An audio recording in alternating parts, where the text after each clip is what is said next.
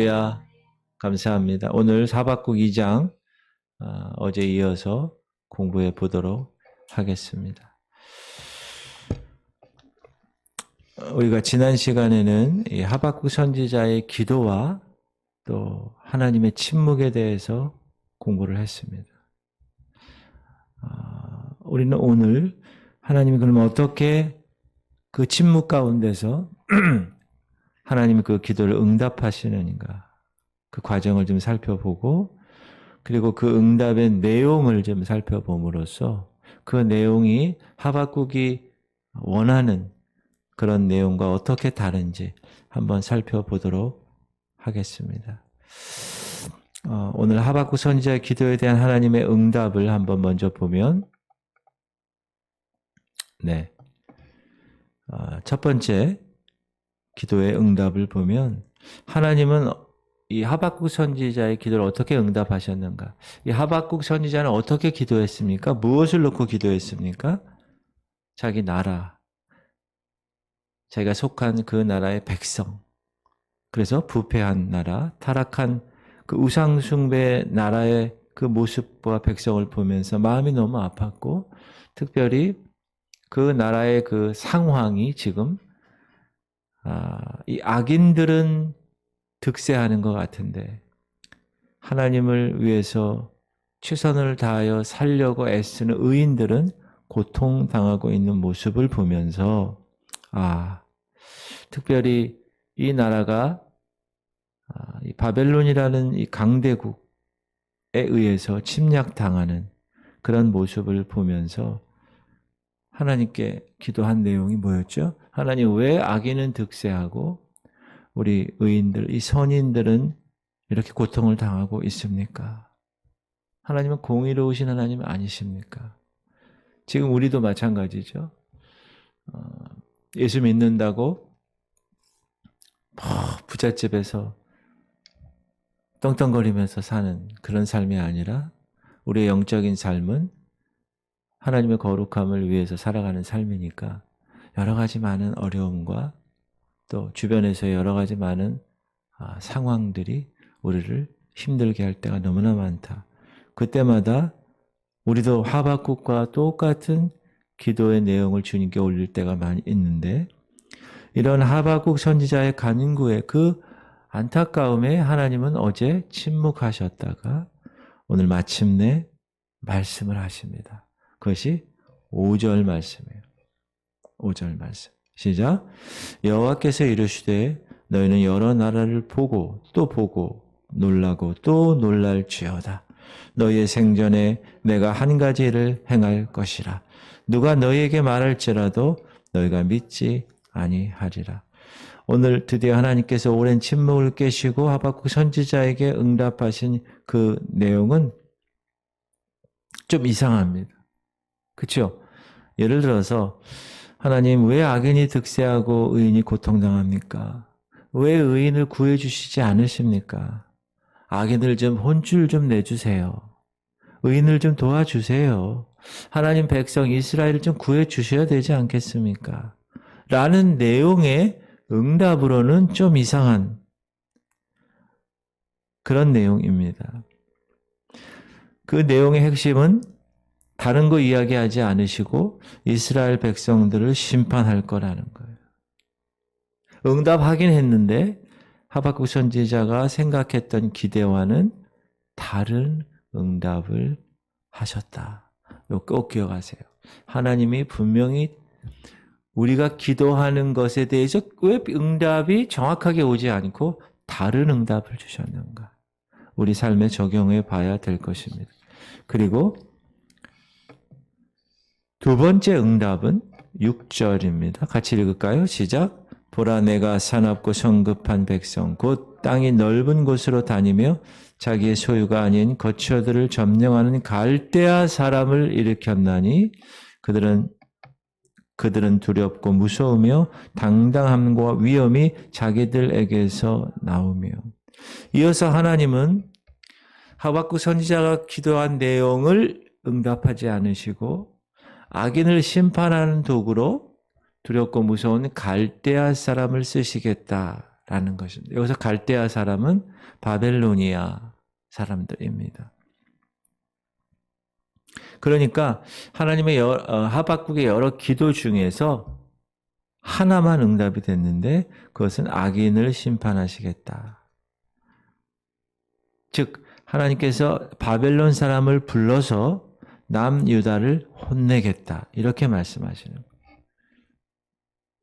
다시 하나님께서 하박국 선지자가 기도하는 여러 내용이 있는데 침묵하고 계시다가 간절히 애타게 다시 또 기도하는 그 모습에 하박국 선지자에게 기도 응답을 했는데 그 응답은 전혀 하박국 선지자가 하나님께 탄원했던 그런 내용과는 전혀 다른, 그리고 이어지는 8절과 9절에서 이리 말씀하시는데요. 시작. 그들의 군마는 표범보다 빠르고 저녁 이리보다 사나우며 그들의 마병은 먼 곳에서부터 빨리 달려오는 마병이라. 마치 먹이를 움키려 하는 독수리의 나름과 같으니라. 이 바벨로니아 나라가 이 유다를 침공할 때 이렇게 침공한다는 거예요. 그리고 9절은 그들은 다 강포를 행하려 오는데 앞을 향하여 나아가며 사람을 사로잡아 모으기를 모래같이 많이 할 것이요. 이 타락한 유다 나라를, 남유다를 하나님이 멸망시켜 버리는데 바벨론의 그 무서운 세력을 통하여서 멸망시켜 버리시겠다. 그리고 하박국 선지자에게 10절을 또 얘기하십니다. 시작. 왕들을 멸시하며 방백을 조소하며 모든 견고한 성들을 비웃고 흉벽을 쌓아 그것을 점령할 것이라. 아주 순식간에 아주 수월하게 하나님 나라 백성들을 다 접수할 것이다. 11절 한번 또 볼게요. 시작. 그들은 자기들의 힘을 자기들의 신으로 삼는 자들이라. 이에 바람같이 급히 몰아 지나치게 행하여 범죄하리라. 하박국 선지자는 자신의 나라 유다를 위해서 그렇게 간절하게 기도했는데 하나님은 그 나라를 멸망시키겠다. 누구를 통하여? 바벨로니아를 통하여서. 자신의 기도 내용과는 전혀 다른 하나님의 응답. 2022년 이제 10월을 살고 있는 우리 하나님의 백성들에게 있어서 이 말씀은 어떻게 우리가 받아들여야 될 것인가? 하나님의 오늘 하박국 선지자의 이 전혀 다른 모습으로 응답하시는 이 모습을 보고 우리가 깨달아야 할 것은 하나님은 온 세상의 주관자라는 거예요. 주권자. 실은 여러분 남유다의 나라는 우리나라 강원도보다도 작은 나라입니다. 규모가. 땅도 넓지 못했고 또 그곳이 부유한 곳도 아니었습니다.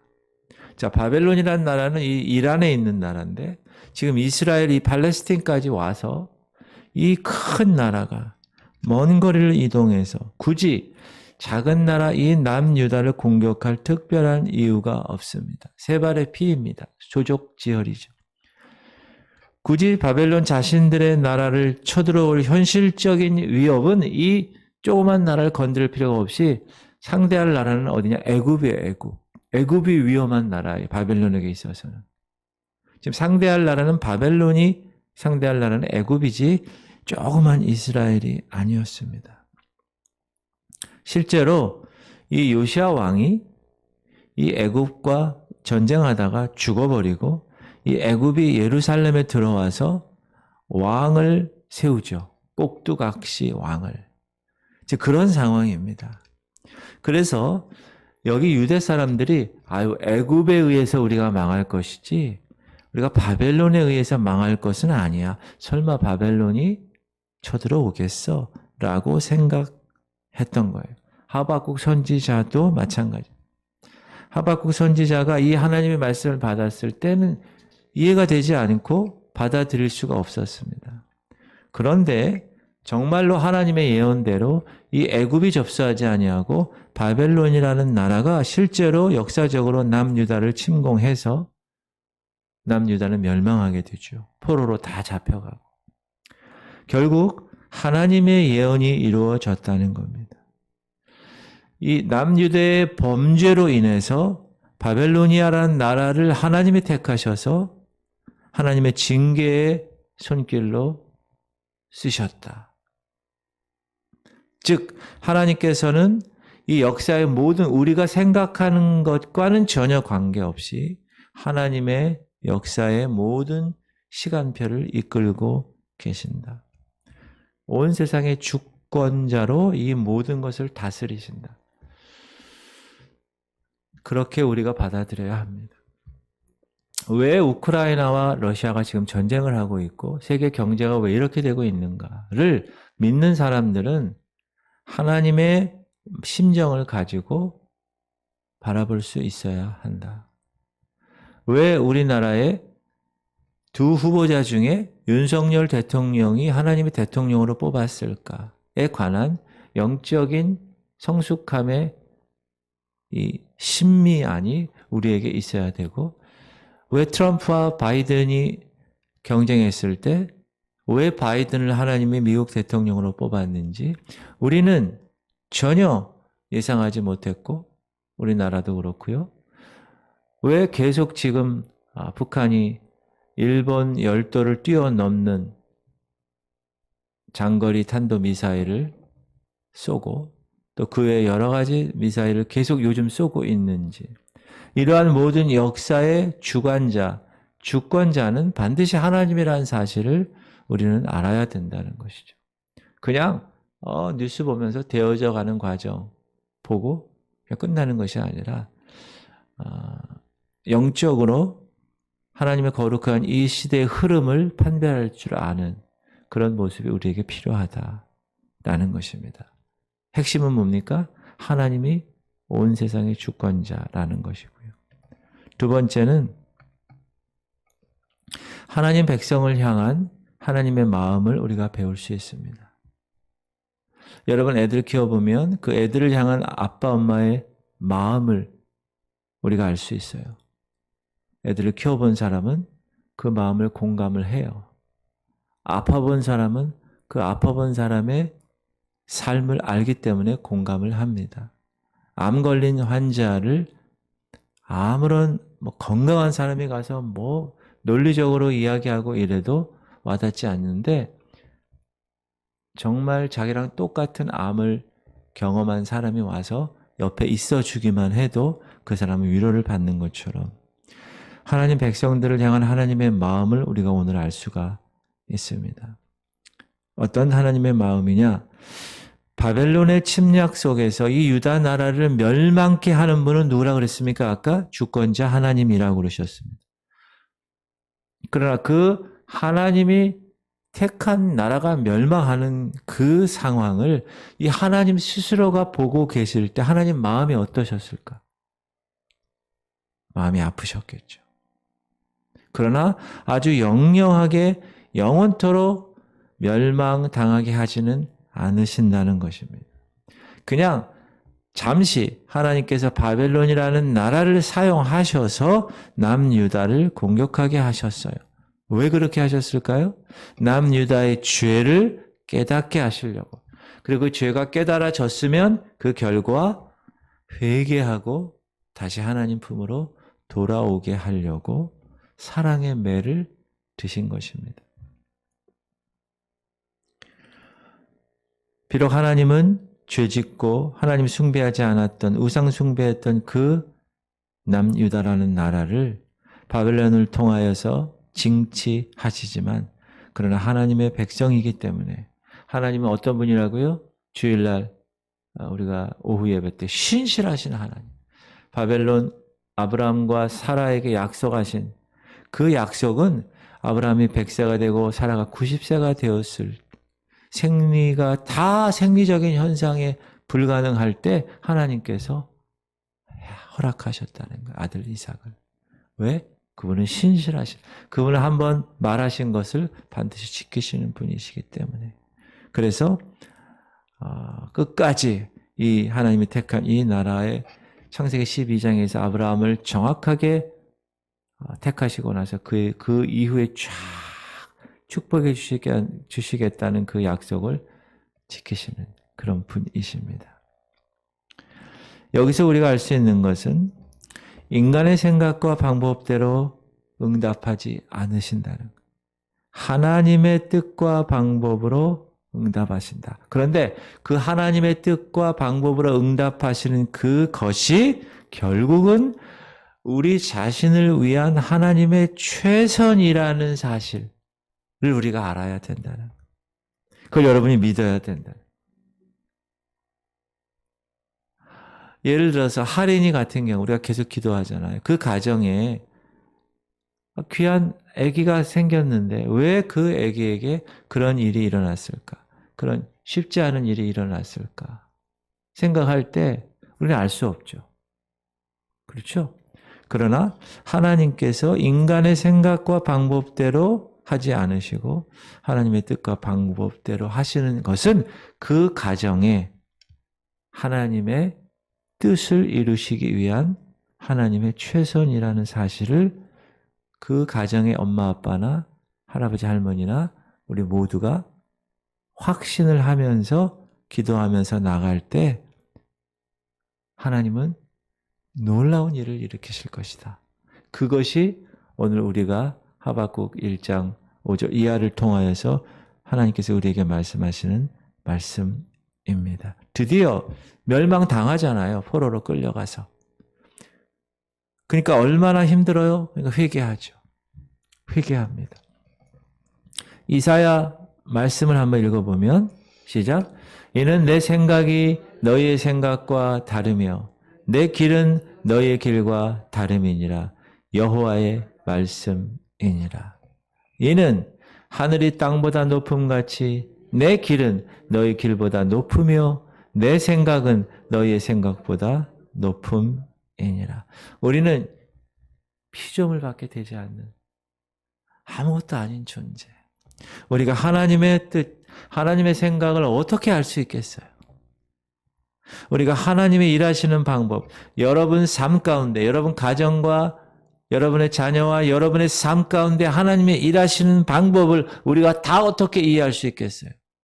이해할 수가 없다. 그러나 분명히 우리가 기억해야 하는 것은 하나님은 모든 것을 아시고 모든 것을 주관하시고 하나님이 택한 백성들에게 결국은 선을 이루게 하신다는 사실. 그거를 꼭 기억해야 한다. 그래야 우리가 포기하지 않는 거예요. 우리가 인내할 수 있는 거예요.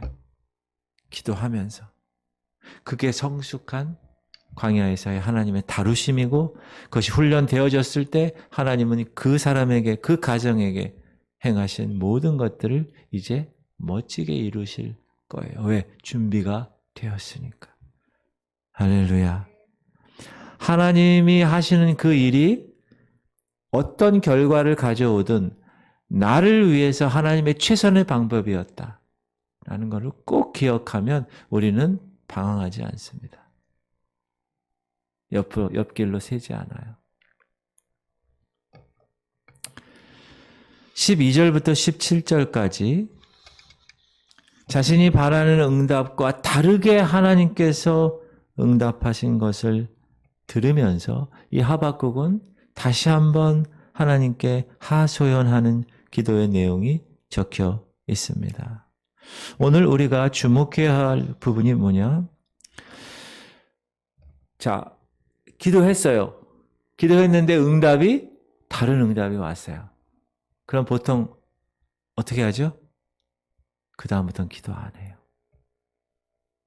그런데 하박국은 그렇게 하지 않았다. 자, 처음에 하나님의 침묵 그 순간에도 기도 자리를 떠나지 않았고 그의 생각과 다르게 응답받았음에도 불구하고 기도를 멈추지 않았다라는 사실. 자신의 뜻과 자신의 생각과 다르게 응답하시는 하나님을 향하여서 다른 생각하지 아니하고 다시 기도의 모습으로 들어간 하박국 선지자의 모습을 우리는 배울 필요가 있습니다. 우리는 하나님 앞에 포기하지 않고 끝까지 기도해야 합니다. 기도를 멈추지 마라. 그 찬양도 있잖아요. 여러분 기도 멈추지 마세요. 난 A로 기도했는데 왜 A-가 안 나오고 B-가 나왔을까? 하나님의 응답이. 그거에 대해서 열받지 마시고 계속 기도하는 거예요. 14절 시작. 주께서 어찌하여 사람을 바다의 고기 같게 하시며 다스리는 자 없는 벌레 같게 하시나이까. 그가 낚시로 모두 낚으며 그물로 잡으며 투망으로 모으고 그리고는 기뻐하고 즐거워하여. 자, 이 말씀은 하나님의 백성들이 지금 바다의 물고기처럼 땅의 벌레처럼 주인과 지도자 없이 방황하고 있다는 거예요. 근데 그런 방황하는 백성들을 악인들이 낚시하듯 잡아가서 괴롭힘 당하고 있고, 그런데 하나님 그냥 가만히 놔두고 계시다는 거예요. 자, 이건 어떤 내용이냐? 하박국 선지자가 기도하는 내용인데, 이 기도하는 내용의 핵심은 뭡니까? 하나님의 백성들이 이렇게 힘들게, 악인들에게 지금 힘들게 있는데, 하나님 그냥 보고 계십니까? 보고만 계십니까? 방관하고 있는 모습을 하박국 선지자가 불평하고 있는 모습이에요. 왜 그러냐? 하박국은 아직도 하나님의 그 깊은 그 섭리하신 뜻을 아직 이해하지 못하고 있었기 때문에 그럽니다.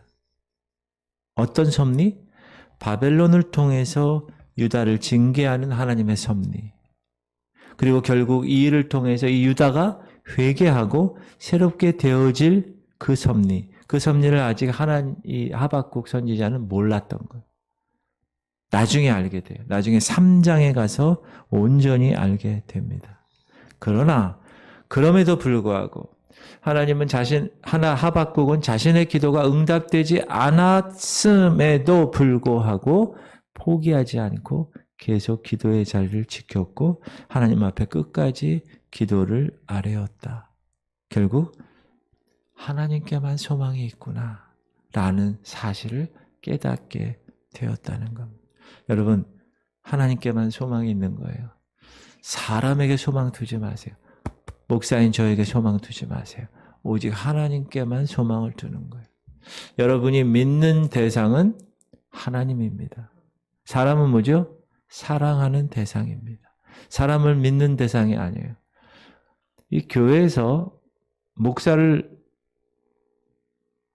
믿는 대상으로 생각해가지고 어려서 상처받고 목사 때문에 상처받고 목사 때문에 교회 안 나오고 목사 말 저 한마디 한 것 때문에 삐져가지고 뭐하고 이렇게 되는 겁니다. 그런 경우가 너무나 많아요. 그 원인이 뭡니까? 믿음의 대상은 오직 하나님인데 사람에게 뒀기 때문에. 그러므로 하나님께만 소망이 있다는 사실을 오늘 하박국을 통하여서 우리가 깨달을 수 있고, 또한 우리는 하나님 앞에 모든 것을 정말 겸손하고 정직하게 아뢰일 수 있어야 합니다. 여러분, 기도하는데 이렇게 위선되게 기도하는 사람이 있어요. 하나님 다 아는데도 불구하고 하나님 이렇게 폼 잡으면서 기도하는 사람들. 그렇지, 하나님 앞에서는 어린아이처럼 기도하는 거예요. 자, 하박국 보세요. 시작. 선지자가 이르되 여호와 나의 하나님 나의 거룩하신 이시여 주께서는 만세 전부터 계시지 아니하시니까 우리가 사망에 이르지 아니하리이다. 여호와여 주께서 심판하기 위하여 그들을 두셨나이다. 반석이시여 주께서 경계하기 위하여 그들을 세우셨나이다. 주께서는 눈이 정결하심으로 악을 참아 보지 못하시며 패역을 참아 보지 못하시거늘 어찌하여 거짓된 자들을 방관하시며 악인이 자기보다 의로운 사람을 삼키는데도 잠잠하시나이까. 이해되지 않으면 이해되지 않은 대로 정직하게 기도하고 이해되면 이해된 대로 솔직하게 겸손하게 기도했다. 지금 하박국이 살고 있는 이 남유다는 하나님 백성이고 하나님 나라죠. 그들이 아무리 잘못하고 죄 범해도 여전히 하나님께 속한 나라고 여전히 하나님의 자녀들입니다. 그런데 하나님이 그런 하나님의 나라를 우상 섬기고 세상의 대표라고 얘기하는 그 바벨로니아라는 나라를 통해서 징벌하시고 결국은 멸망케 하신다고 선언하시는 이 모습. 16절 보면 그물에 질사하며 투망 앞에 분향하오니 이는 그것을 힘입어 소득이 풍부하고 먹을 것이 풍성하게 됨이니이다. 그가 그물을 떨고는 계속하여 여러 나라를 무자비하게 멸망시키는 것이 옳으니까. 하나님, 공의 하나님 맞습니까? 지금 하나님이 멸망시키시는 거? 어부가 고기 잡는 투망, 여러분 투망 아세요? 투망? 그거 믿고 넣고 집에 가죠. 그리고 다음날 딱 가서 그 투망을 보잖아요. 거기 고기가 있는 걸 믿어요. 어부가 고기 잡는 투망 그물을 믿어요. 그물을 샥 던져가지고 촥 그러면 고기가 잡힐 걸 믿고 그물질을 하는 거잖아요. 마찬가지로 바벨론은 자신들의 힘과 능력을 믿고 그것을 신처럼 의지하고 있다는 말입니다. 그리고 하나님이 아닌, 하나님의 힘이 아닌 바벨론도 문제인 게, 바벨론은 악한 것으로 쓰임받은 존재잖아요. 수많은 민족들을 침략해서 멸망시키는 나라, 그것들을 다 빼앗아 전리품을 갖고 온 나라, 그리고 자신들을 풍요롭게 하는 그 아주 수치스러운 일들을 다 감당하는 나라.